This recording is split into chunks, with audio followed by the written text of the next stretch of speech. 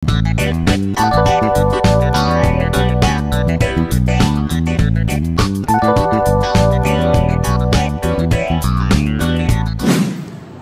mahasiswa agribisnis, selamat sore, kembali lagi bersama Himakrito.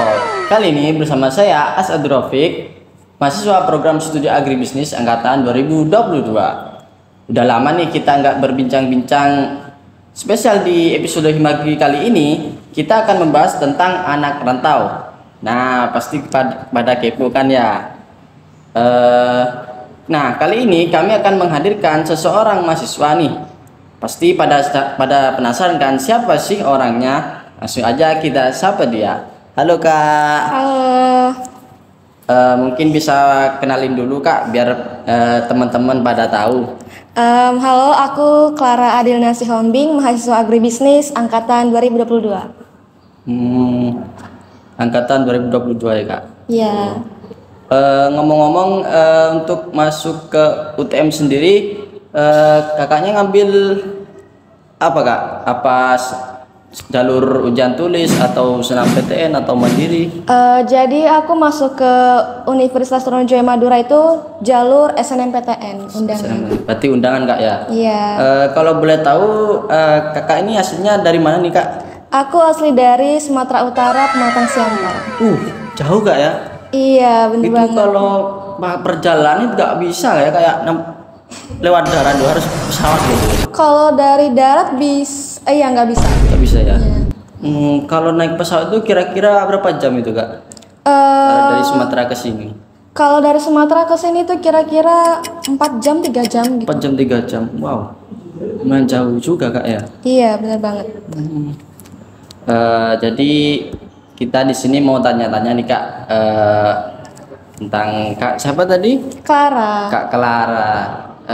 Mungkin saat pertama datang ke sini nih Kak, ada nggak sih kayak kultur shock gitu pas awal pertama ke sini gitu? Kalau untuk culture shocknya tentunya ada ya. Jadi kan di tempat aku sendiri itu dari makanannya itu tuh kan asin-asin kayak pokoknya bener-bener berasa banget gitu ya. Nah waktu aku ketika di Madura ini makanannya itu kan lebih ke kayak nggak ada asin-asin gitu. Jadi kayak hambar rasanya di aku. Jadi kayak bener-bener jadi culture shocknya aku sih. Berarti dari segi makanan nggak ya? Iya bener banget. Kalau di sana itu berarti kayak asin-asin gitu makanannya Kak di Sumatera gitu? Rata-rata iya sih asin-asin. Kalau untuk makanan khas Sumatera sendiri nih Kak, apa itu Kak kalau boleh tahu Kak? Banyak sih, tapi salah satunya itu ada mie goma namanya. Mie goma itu gimana itu Kak? Mie goma itu? Mie goma itu apa ya? Ya makanan khas Sumatera yang ya pokoknya makanan khas Sumatera gitu. Kayak mie nyemek gitu ya? Enggak sih, dia tuh kayak mie kuning gitu. Kayak mie kuning gitu. Iya. Iya ya. Oke, selanjutnya apa yang dirasakan kakak sendiri ketika pertama kali itu menjadi anak rantau Kak? Waktu pertama kali jadi anak rantau tuh rasanya gimana ya? Kayak ada happy-nya tapi juga sedihnya gitu. Kalau misalnya sedihnya tentunya kita karena aku jauh dari orang tua aku dan kebetulan juga aku pertama kali jadi anak rantau. Terus kalau misalnya happy-nya ya aku bisa banyak belajar kayak jadi perempuan yang independen dan kebetulan aku juga benar-benar pengen banget jadi perempuan yang kayak jauh dari keluarga gitu loh. Jadi benar-benar mencoba untuk belajar mandiri gitu. Berarti kakak mencoba merantau itu untuk belajar mencoba menjadi mandiri Kak ya? Iya benar banget. Kalau boleh tahu nih Kak, kakaknya di sini tuh ngekos atau asrama nih? Nah, terus kalau menurut kakak sendiri ya, kayak untuk anak rantau atau anak pemula gitu Kak, cocoknya itu mending ngekos, asrama atau ngontrak gitu Kak?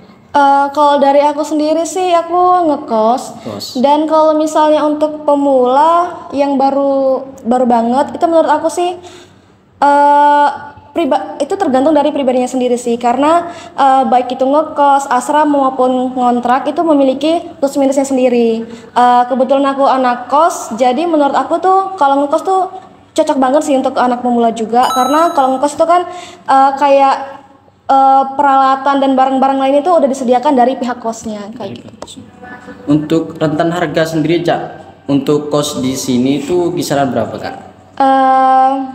Kisaran 250 sampai 500 ya mungkin. Ada. Termasuk murah Kak ya? Termasuk murah sih menurut aku. Karena jujur aja dari sini sama dari Medan itu Ya. di sini justru lebih murah daripada di Medan. Murah di sini berarti Kak? Bener. Terus Kak, lalu ada gak sih Kak untung dan gak untungnya itu menjadi anak rantau? Mungkin bisa di-share nih ke teman-teman. Pastinya sih ada untung dan gak untungnya. Kalau misalnya untungnya sendiri tuh aku jadi anak yang benar-benar kayak independen, kayak yang benar-benar mandiri gitu loh. Kayak kemana-mana bisa sendiri. Karena kan kalau dulu kan pasti masih ditemenin sama orang tua. Nah kalau sekarang tuh benar-benar mandiri banget. Terus kayak jadi bisa ngontrol diri sendiri, kayak tahan sama keinginan-keinginan yang ada gitu loh. Terus kalau misalnya nggak untungnya itu tadi kayak rindu rumah dan sebagainya sih. Terus Kak, kayak selama menjadi anak rantau nih Kak, kakaknya sendiri itu pernah ngalamin kayak homesick gitu gak sih? Pernah banget. Justru aku tuh karena aku juga pertama kali jadi anak rantau, aku tuh sering banget ngalamin homesick, kayak rindu rumah. Apalagi waktu banyak-banyaknya tugas, terus kayak kenapa sih tugasnya itu nggak kelar-kelar, jadi pokoknya tuh bawaannya kayak homesick gitu sih. Nah, kan berhubung habis ini kita nih liburan nih Kak ya, ada rencana pulang nggak sih Kak ke Sumatera gitu Kak? Dan ada. Jadi sebelumnya aku tuh belum pernah pulang selama 2 tahun. 2 tahun belum pernah pulang? Iya. Termasuk betah Kak ya? Iya, jadi rencananya ini libur semester ini aku pulang. Pulang ke Sumatera. Iya, bener banget. Tuh mungkin di sini ada teman yang satu daerah di Sumatera Kak? Banyak. Justru di sini juga ada Ikatan Mahasiswa Sumatera Utara. Jadi aku punya teman-teman yang kebetulan dari daerah aku. Berarti saling merangkul gitu Kak ya, dari sama-sama Sumateranya gitu Kak ya? Iya, benar banget. Terus hal yang paling berkesan dari kakak sendiri menjadi anak rantau itu apa sih Kak? Hal yang paling berkesan Selama menjadi anak rantau selama ini? itu adalah, kan kebetulan aku juga anak organisasi nih. Ya sih, iya. Jadi kayak ketemu sama teman-teman yang dari yang dari sukunya banyak, terus dari berbagai daerah, itu menurut aku juga menjadi hal yang terkesan aku selama jadi anak rantau sih. Bisa berbaur dari latar belakang yang berbeda-beda. Iya, gitu, Kak, benar ya? banget. Terus ada gak sih Kak tips ataupun saran untuk teman-teman yang mau ngerantau nih, biar teman-teman yang ada di luaran sana itu punya planning buat kedepannya untuk ngerantau gitu? Ada sih, tapi satu aja. Jadi tips supaya teman-teman yang mau merantau itu adalah teman-teman harus mempersiapkan terlebih dahulu terkait teman-teman tuh yakin gak sih kalau misalnya menjadi anak rantau nanti tuh bakalan betah atau bakalan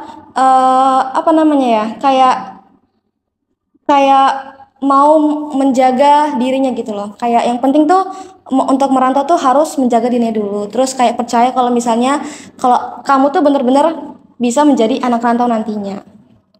Untuk kakak sendiri yang kuliah di UTM nih, UTM kan masuk ke wilayah Madura kayak pertama kali ngedengar kata Madura yang terbesit di benak kakak itu apa? Pertama kali. Jujur pertama kali aku nggak tahu Madura itu apa, nggak tahu. Justru aku tahu itu kalau Madura itu adalah kawasan Surabaya. Oh, masuknya Surabaya. Waduh. Terus tapi kayak kakak-kakaknya aku tuh udah tahu kan ya. Tapi kayak mereka tuh ngelarang aku karena mereka udah dengar stigma-stigma negatif tentang Madura. Tapi karena kebetulan aku punya orang tua yang benar-benar sportif banget ke aku, jadi ya aku sampailah di Madura ini. Soalnya kan saya juga pernah tanya teman-teman gitu hal yang pernah pertama dipikirin ketika ngomong Madura itu negatif semua pokoknya. Iya. Dan yang terakhir nih Kak, mungkin dari kakak sendiri bisa ngasih semangat gitu buat anak-anak rantau yang lagi berada di UTM ini. Untuk teman-teman yang lagi ngerantau, khususnya yang ada di Universitas Sriwijaya Madura, teman-teman tetap semangat. Teman-teman tuh ingat tujuan teman-teman kuliah di sini adalah untuk membanggakan keluarga teman-teman dan juga menjadi orang sukses. Semangat. Oke teman-teman, mungkin cukup itu aja yang bisa kita bahas di episode kali ini. Semoga dapat menghibur kalian. Terima kasih juga sama Kak Clara. Terima kasih juga buat teman-teman yang udah nonton sampai akhir video. Saya Asad Rofik, segenap tim Himakrito pamit undur diri. Sampai jumpa di episode selanjutnya. See you. Bye bye.